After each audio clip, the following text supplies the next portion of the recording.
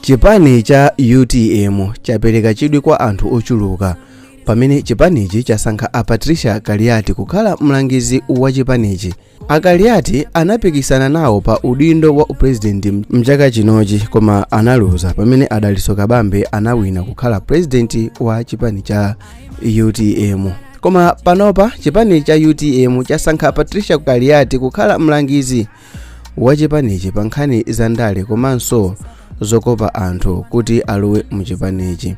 Komabe ku mbali inayi a Galiati alengeza kuti azapikisana nawo pa mpando wa uphungu wa nyumba ya malamulo ku dera la kwawo ku Mulanje. Dera limene a Galiati akupikisana nawo pa udindo wa MP ndi dera limene a Galiati akhala ali phungu wa nyumba ya malamulo wa derali komanso iwowa analuza chisankho cha mchaka cha 2019 ngati phungu wa derali. Ndipo mbali ina ya mphepo ikumveka kuti a Patricia Galiati paokha akufuna kubwereranso ku chipani chawo chakale cha DPP, zimene apa anthu ali ndi mafunso kuti koma ndiye udindo wa mlangizi wa chipani cha UTM pa nkhani za ndale ndi zokopa anthuzo mwati zitha bwanji pamenepa?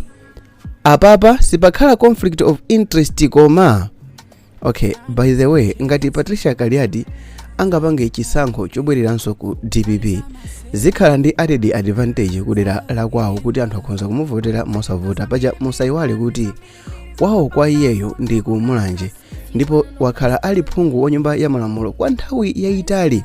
The only time imene anthu anamuchita vote out mnyumba ya malamulo ndi yakuti anasintha chipani kuchoka ku DPP kupita ku UTM. Now anthu adera la kwawo amafuna amuonese kuti sitimavotera munthu ife, timavotera chipani, ndi anamuchita vote out.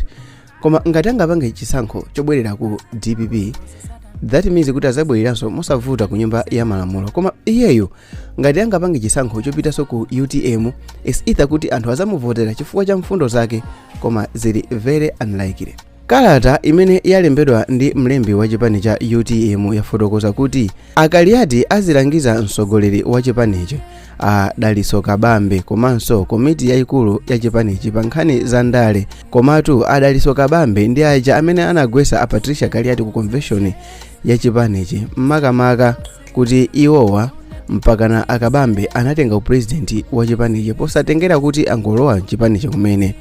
Pamene a Galiati aziwalangiza adi koma Akabambe wandi mtima woona.